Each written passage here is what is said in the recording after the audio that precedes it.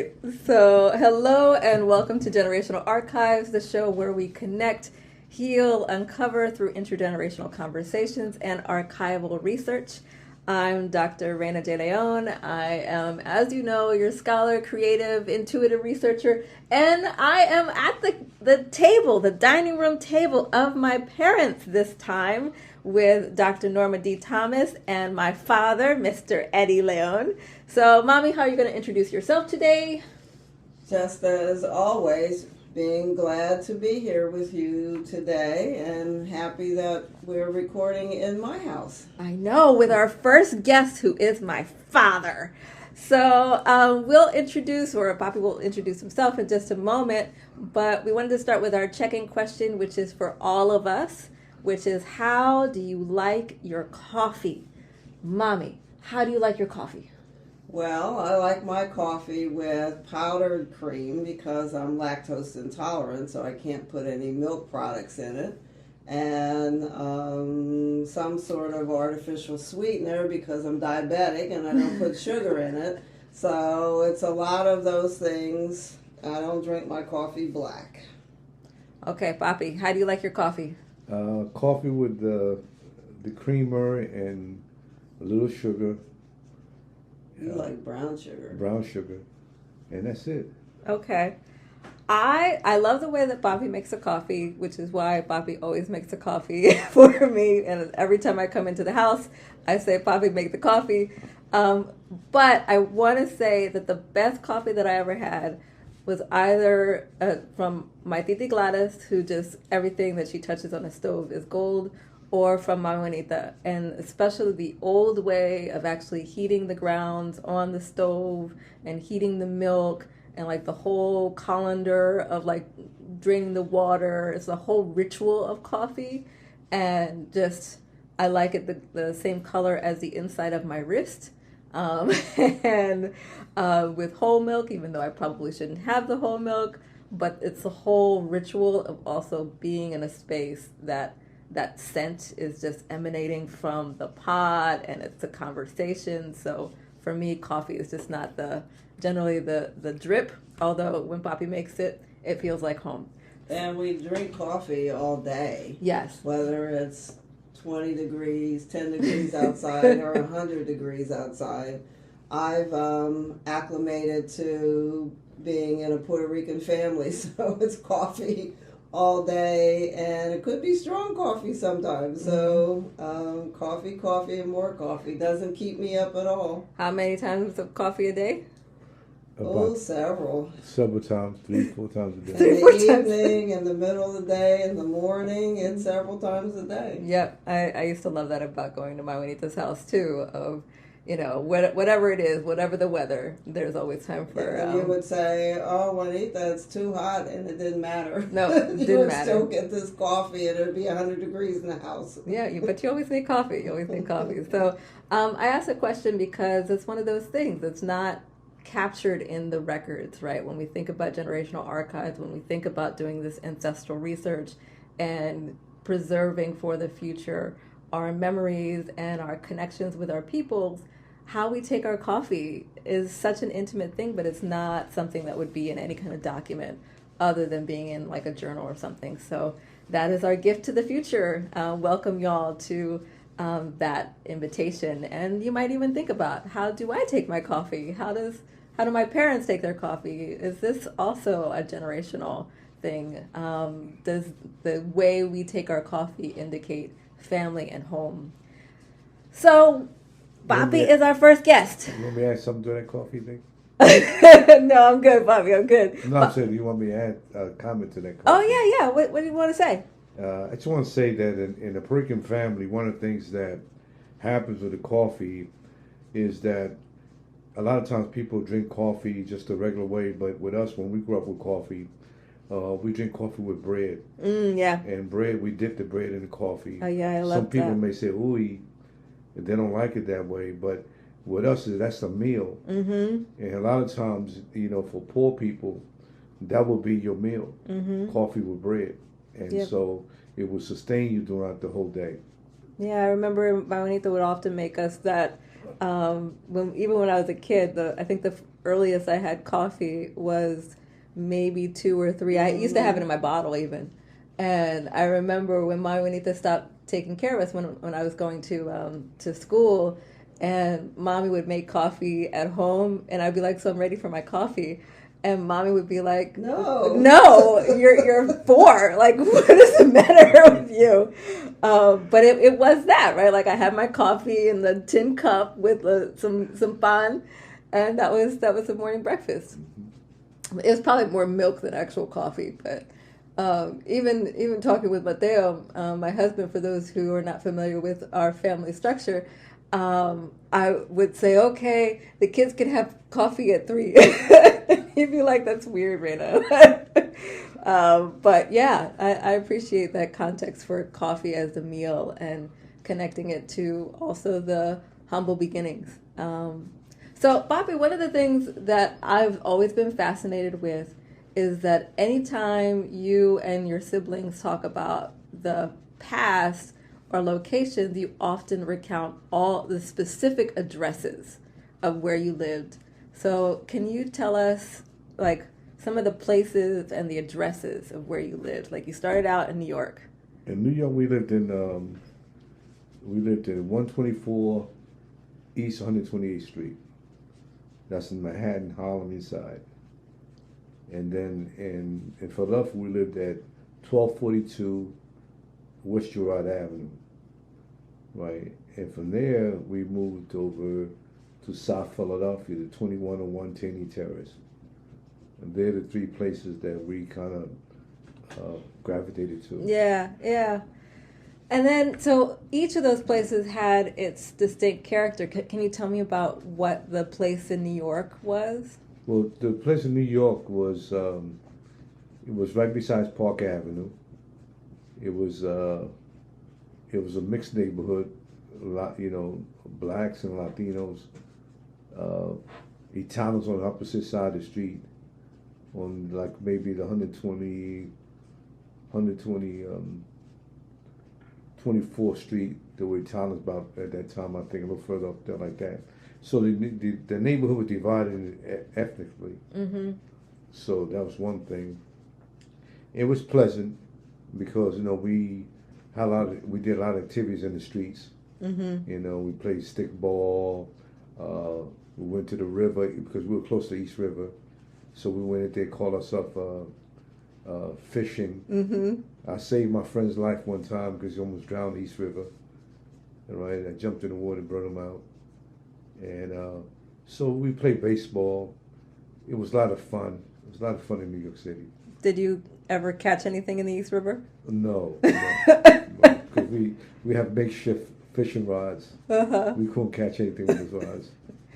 Well, and I want to say, you had told me once that you all had a lot of free time, like you would be on the roofs, jumping from roof to roof. Yeah, what happens in New York is that you have 2 lives in New York. You have one in the streets and one in the roof.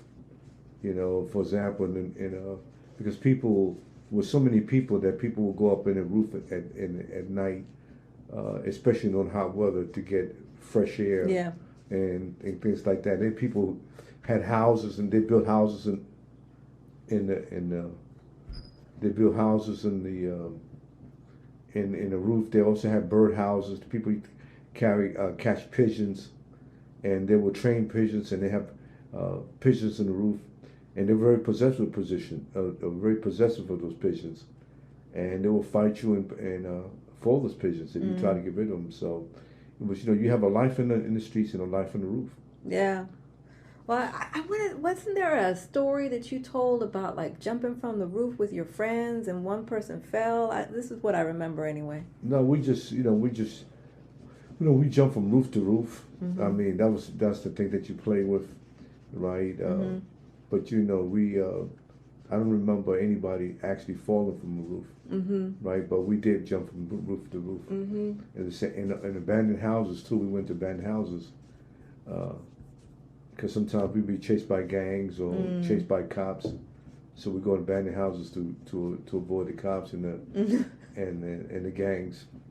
Well, and I have this picture of you and Uncle Mike and Felix and Titi Connie and it's on a fire escape.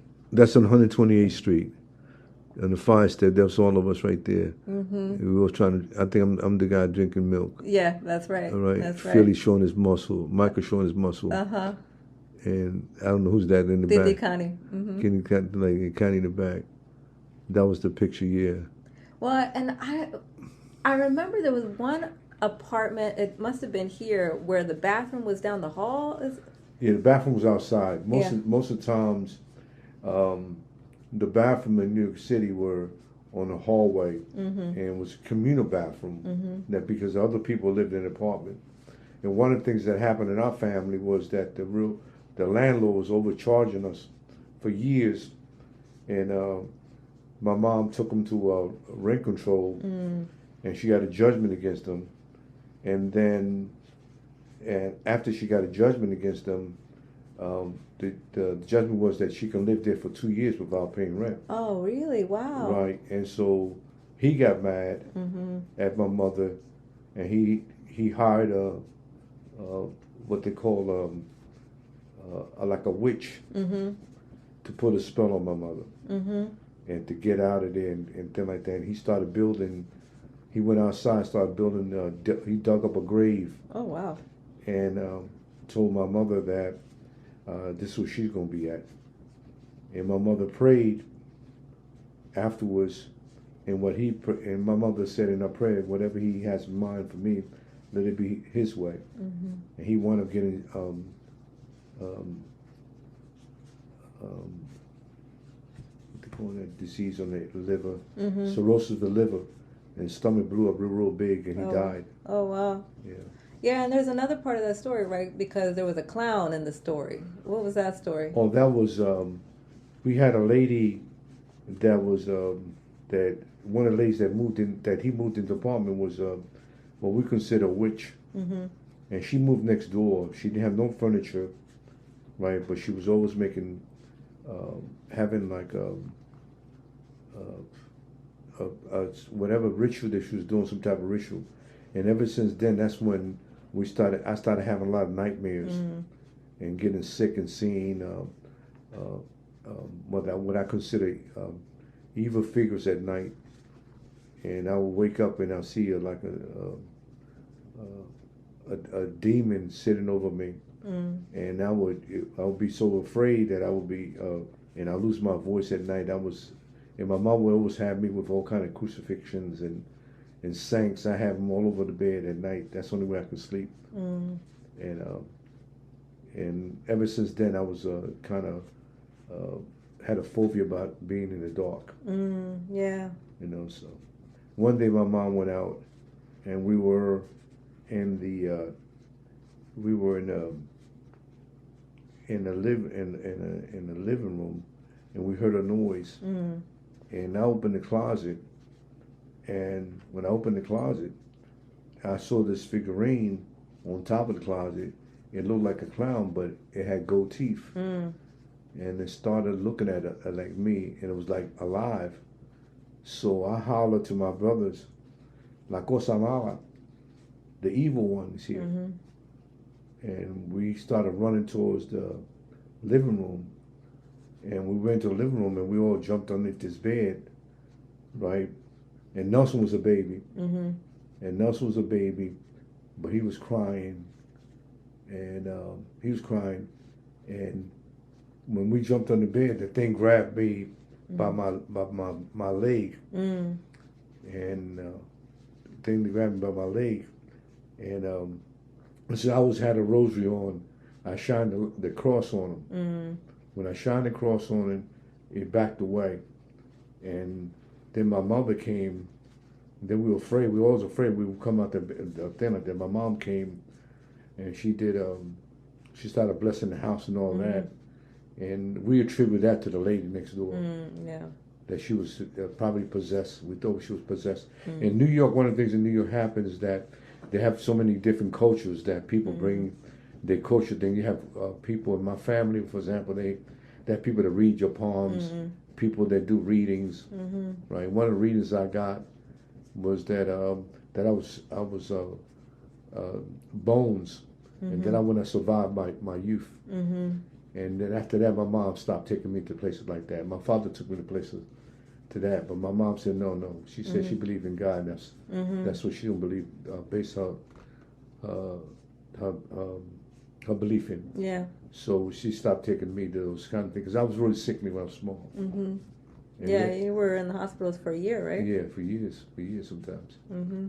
So they said that they predicted that I wasn't going to survive my youth.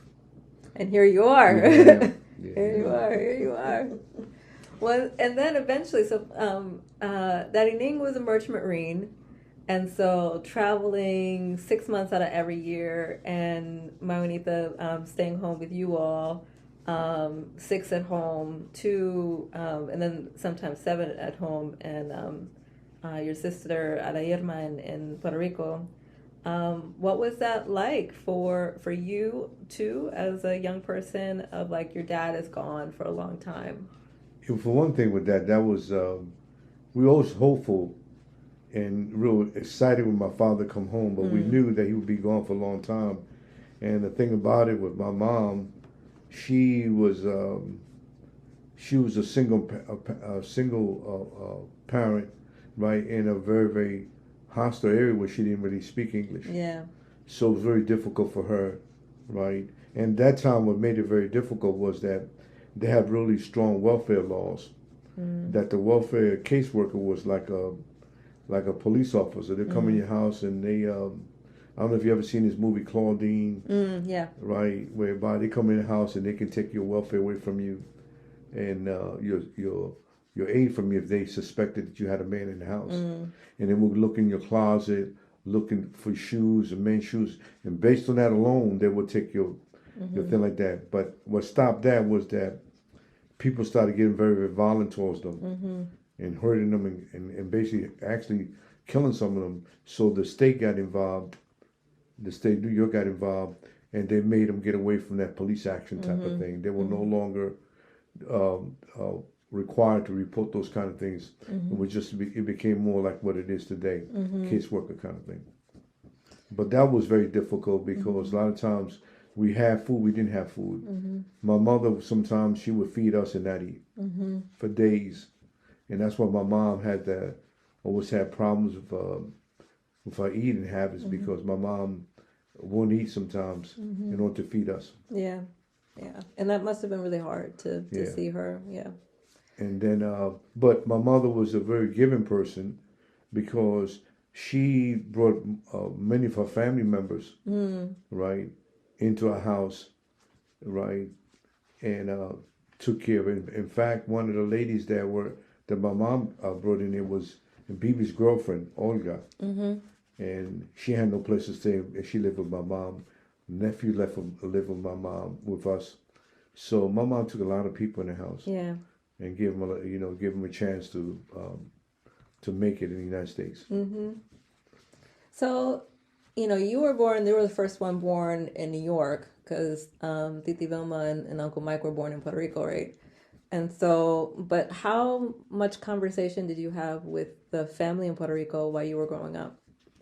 Well, I only saw my sister Mary and Adaima when they came from Puerto Rico to visit. Right. Adaima never liked the United States, so she will go back immediately. Right. But Miriam stayed with us and she lived with us. Thing like that. And Miriam lived in.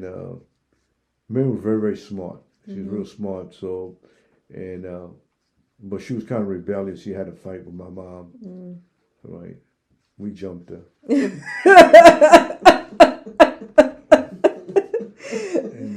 So did you talk to your grandmother at all, like Cornelia or? No, or we never met. I never met my grandparents. The only person I met was Papa Feli in Philadelphia. I met him when we moved to Philadelphia. What I didn't know at that time was that my Papa Feli and a lot of those Papa Feli, my grandfather in Philadelphia, he was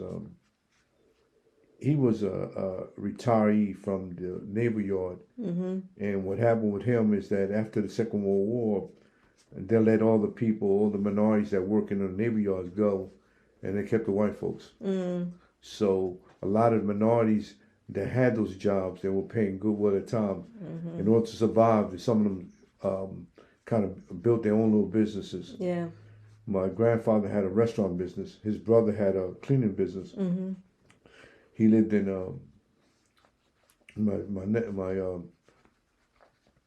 my uncle lived in North Philly on Ridge Avenue. He had cleaners up there, and then my grandfather lived in right on 13th Street, right off Girard Avenue. Mm-hmm. But that What was the restaurant called? It was, I don't remember the name. Yeah, yeah. But he tell like that he sold water ices and sold thing like Spanish food, Mm-hmm. and that's what he sold. What prompted you all to move from New York to Philadelphia? What prompted us to move to Philadelphia was the fact when my brother came to my mother, my oldest brother said to my mom that that they were trying to force him to move in, join gang, and he said he didn't want to be a gang member. He wanted to go to school, and so my mom told my father we have to move. So my father decided to move to Philadelphia with his father, and we stayed there for a little bit. But within a month, my mom said we have to get out of there, and we got an apartment around the corner. You know, and so. And then you moved to Philadelphia. Did you like Philly at first? No, I didn't like Philadelphia. We didn't like Philadelphia because it was different. Mm-hmm. It was more racist, right? And it was segregated, and we were the only Puerto Rican family besides my thing in a black neighborhood. So we had to make adjustments, and we had to make adjustment. But well, and I never asked this too, but I remember you telling me that Ining had told my Juanita when she first came over from Puerto Rico that their relationship, their marriage would be a challenge because he would be perceived as black, and he was like Afro-Boricua, but she would be perceived as white, and that would be a big conflict. Do you remember seeing any of those kind of conflicts with your mom, with my Juanita? I saw that. I saw the racism. My father said that to my mom when she first came over, that would be because he mentioned that in the United States it was based on color. Mm-hmm. So you mentioned there was a lot of racism, and there's going to be a problem. And it was also a problem when we, for example, went to the welfare office and my mom was white and she had all these dark-skinned kids. Yeah. And so it was like a trail of kids, right? It was a trail of kids, all dark-skinned, and she was the only one white person there. I remember one time they had a caseworker that came to the house, and he cut my mother's welfare checks off, and my mother went to the office with us, and she was explaining to the guy that her situation, and he said something, and my mom smacked the shit out of him. She, my mom was heavy-handed, and then after my mother slapped him in his face like that, she said, "If you don't want to do anything for my kids, you take them." And she left us in the office and walked away. And then when she did that, everybody all came out the office, and they told my mom that they took their casework away from her, and they restarted her benefits, right? Where was this? In New York. In New York. So, and in New York at that time, they have rent control. That's the reason why my mom was able to win that case against people. Yeah. But that's some of the hardship that we went through. Yeah. Right. And then that's one of the things that happened. Another thing that happened was that then I remember. You want to hear about fight? Yeah. I remember that we were downstairs. I was downstairs in the basement. There was a girl down there, and she was supposed to be. We were playing, and then her brother told her mother, "Ooh," something like that. And I ran out the basement, and she sent two guys after me. To find out what I was doing. They chased me. She gave off them $2 nickels.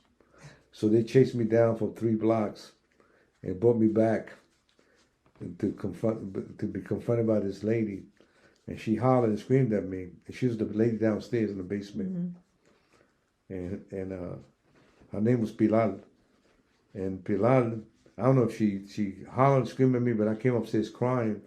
And I told my mom what happened. And my mom went downstairs and her and the lady started fighting. And the lady was a big lady, but my mom was getting the best of her. And then her husband came around, and they called him Tarzan, Tarzan. And he was a real muscle guy. So he came and he pushed my mom down, got my mom off the woman, his woman. And my father was coming around that time. So my father just got off work, he was still like that. And my father and this guy started rumbling and started fighting in the streets. My father was a prize fighter. My father could fight. My father was a tough guy. And so the guy came to my father, and Vilma was real attached to my father, so Vilma jumped picked up a bat and tried to hit the guy. And the guy took Vilma and threw her to the ground. Oh my God. Once he did that, my father knocked him out. Right? So the next day,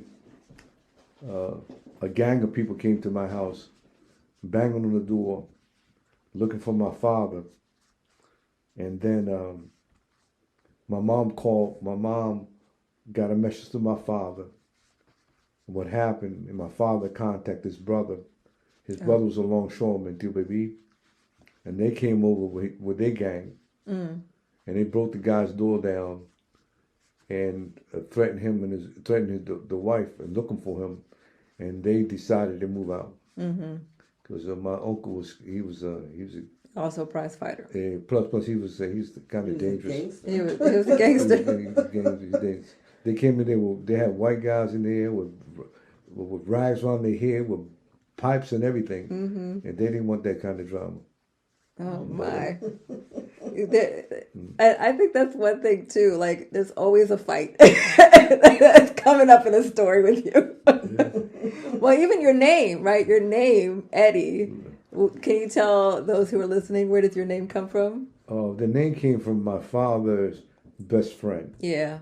And my father's best friend was having a relationship with a married man's wife. My father told him about it, that he shouldn't be doing that, and he didn't listen.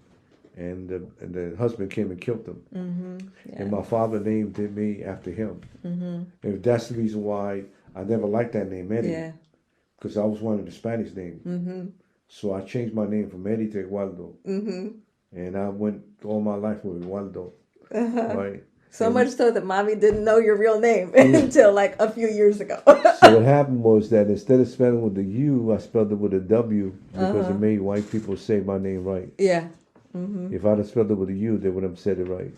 So I think I only found out about the fact that your real name wasn't Eduardo when we had to get passports and we had to get your actual birth certificate from New York, and that's where it said Eddie. And I said, wait a minute, all this time I thought your name was Eduardo, but on a lot of legal documents it's spelled with a W, not a U. So all over the place you're Eduardo, or lately it's Eddie. Yeah. But remember, we went to security, the same thing. Yeah. Right. Oh yeah, because you had actually added a middle initial. Yes. Remember? That's my confirmation name. You added a middle initial. What is your confirmation name? All of us got the same confirmation name. Angel? No, what? No, Miguel. Miguel, okay. We all wanted to be Michael the Archangel. So I did not know about the same confirmation name. This is also new information. Every time we do these conversations, or looking at a document, there's always something. And that's our podcast for this week. Thank you so much for listening to this interview with my father, Mr. Eddie León. And I hope that you continue to listen and that our interviews, our process, inspire you in your journey. We have one more part to this interview, which will explore especially the history of my grandfather, Daddy Ning. And then we'll also close our season with connecting you, thinking about how to transfer these practices of archival history and documentation and examination to art production as well. I am greeting you this time from Italy, from the practice of creating a residency that is centered on folks, BIPOC, folks from the global south, in the creation of work or just in breathing. And part of that too is living into the dreams of our ancestors for repose and restoration and